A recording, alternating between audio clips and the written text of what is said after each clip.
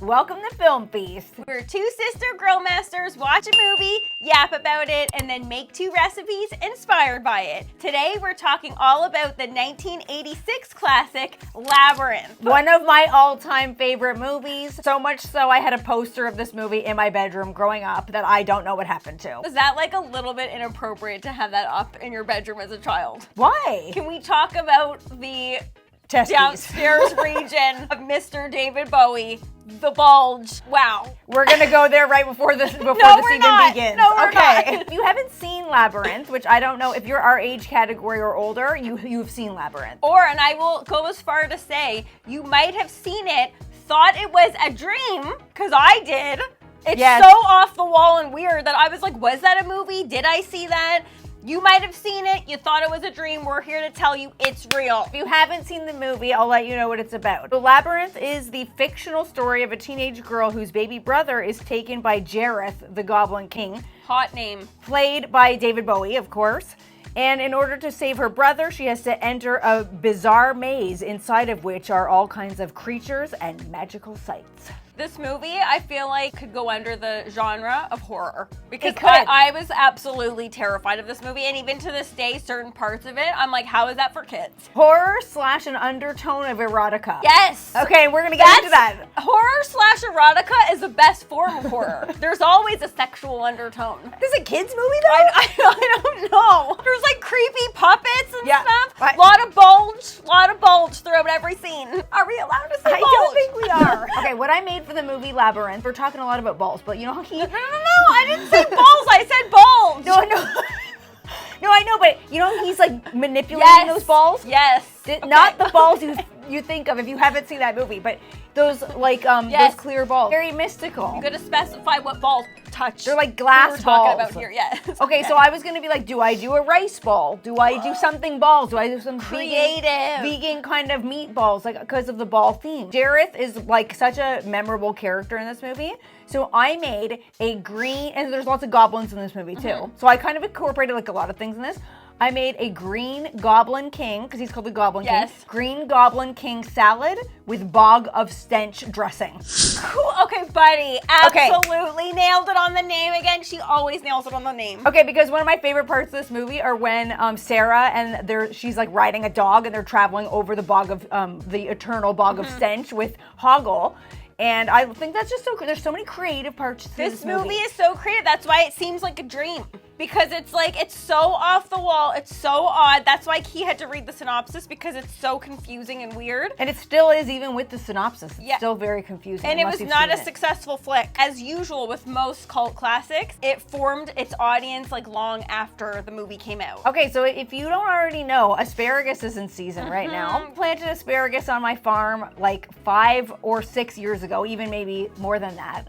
So one of my favorite things to make on the grill is asparagus. Very simple. Up to my patch here and harvesting as much as I can. This time of year, I have to go up there literally every single day because it's just constantly popping up. I have a green variety and a purple variety. Love them both. They don't taste any difference. I haven't known, but just like color-wise for salads, come on. They don't. And the purple one is kind of cool because it looks purple when it's raw, but as it cooks, it turns green. Did you match your little cutie patootie shorts to your asparagus? No, and in fact, those cutie patootie shorts got dirty, and I think there's a stain on them that will not come out now. I know. Don't charcoal grill in shorts, people. Okay, but we I was always getting say burned, that, too. but we wear the craziest outfit options when we're grilling. And it was such a hot day, and I chose to use that little Harley Davidson grill, and I'm sitting like inches away from it. Like, look at even doing this. I know. It was sparking against my legs. I'm like, what am I doing here? Buddy. The inspiration for this recipe is from Jareth, the Goblin King.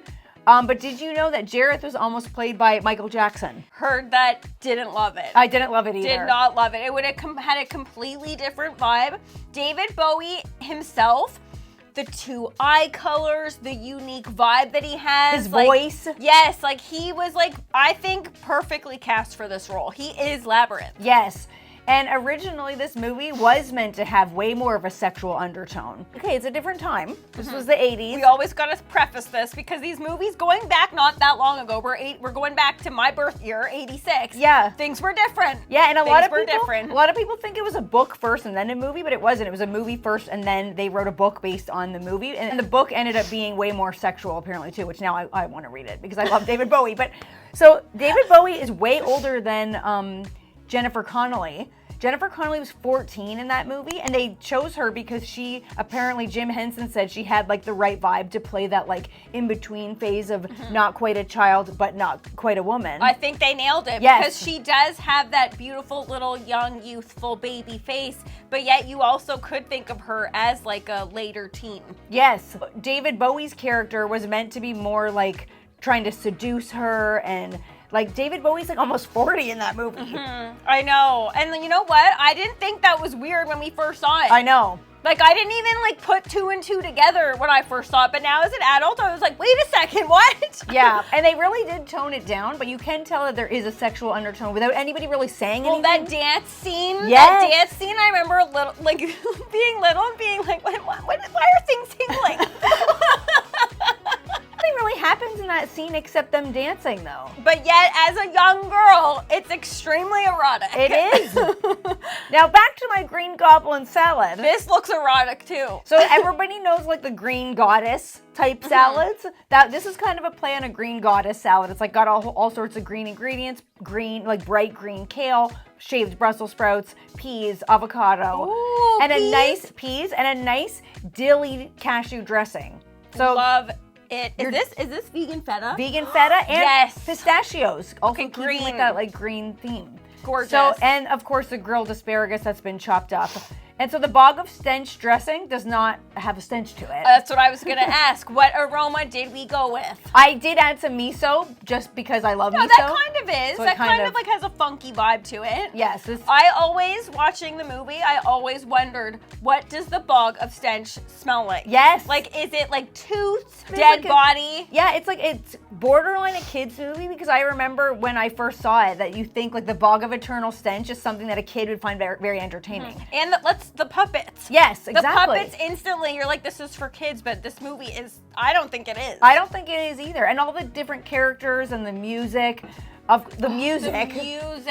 I know. The music is timeless. It lives on to this day. Now, were you getting your groove on and tasting this to the soundtrack? I was. Looks like you were. It looks like you were going to Dance Magic Dance. So that became a hit after the movie was over. I have the soundtrack to Labyrinth 2, and it's fantastic. And I'm well aware of that. Key used to crank that thinking she was so cool from her teenage bedroom out the window. You could hear it from the whole neighborhood. I think that was pretty cool. I love that movie. Still stands today, in my opinion.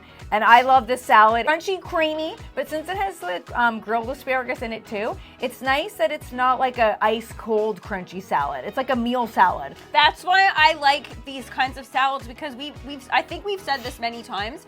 Having some cooked elements with the raw elements is like the ultimate in texture, flavor. You know that's a winner. Yeah, absolutely. So if you are looking for a really great meal salad, this is the one for you. Move over, Green Goddess. Green Goblin is in town. I'm gonna be honest, I think he has overshadowed my recipe. I was quite proud of mine until I heard the name of yours, and as usual, I was like, come on. This is my movie, though. But I had to. I love this movie. This is totally your movie. You love David Bowie. I love them too, but that's why you nailed it. Okay, what did you make? Okay, I kept it nice and simple. These are called Labyrinth dogs. Oh, because it looks like a little maze? Yes. Okay, does that not look, if you zoom in on this is my artistic interpretation, my artistic edible interpretation of Labyrinth. You could get lost in those folds. Yes, the passage, there's like secret passageways, pathways, like, and you know why I did that? Why? Because I have always had an issue with hot dogs, okay? I love hot dogs, but to me, the slickness of the outside of them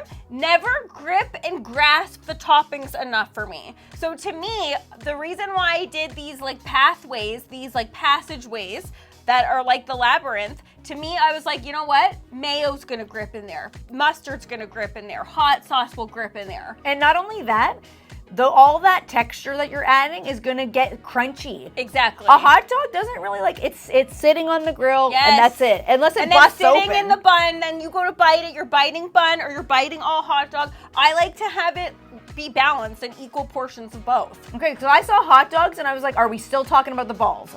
That's what I didn't know what you were doing there. No, but see, that goes. And that movie does have that like there's no sexual dialogue. Apparently there was a ton of sexual dialogue in the ballroom scene. That is in the movie. That's why I'm curious as to what they're talking about. Okay, but David Bowie just oozes like sexuality. Yes, he does. He does. He's just standing there like that. I'm like, oh my goodness. I know. I don't get it. I don't know. It's like the teeth, the mouth. It's like the way that he talks. Yes. What are we talking about here? Are we talking about hot dogs or David Bowie? And you can tell in the movie that he is trying to like lure. So he captures her baby brother, and the goal is that she's trying to get her baby brother back. But you can tell that the undertone is also he's like, Sarah, like I'm trying to lure you into like the kingdom in a sexual yet devious way. Scary. Yeah.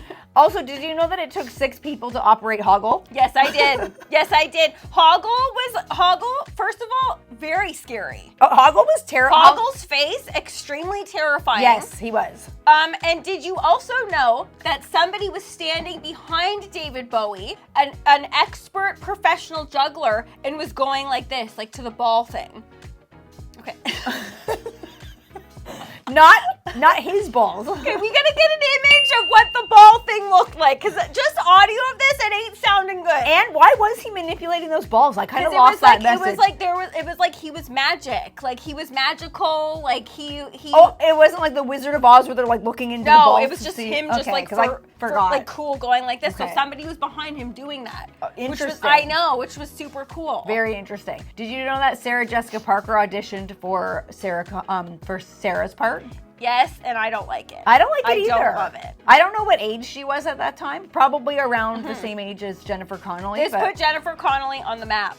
She's gorgeous. She's phenomenal. She was an amazing actress, and I think that she just looks-wise, vibe-wise, she completely fit the role of this character. Yes, she absolutely did. These are looking spectacular. Okay, thank you, and I'm gonna say they were successful. And it goes to show you that you don't need one of those specialized machines to press into the dogs to get that pattern. Simple, it's not as cool as Key's title. These are just called Labyrinth dogs, but I think that like it matched this movie. I think so too. I think it's spectacular, honey. And also, if you're looking for a hot dog game changer, mix a little bit of barbecue sauce and your favorite fruit juice. So I did barbecue sauce and peach and made like a mop sauce to go into the little passageways of these Labyrinth dogs, and it added a nice sweetness. It helped with caramelization.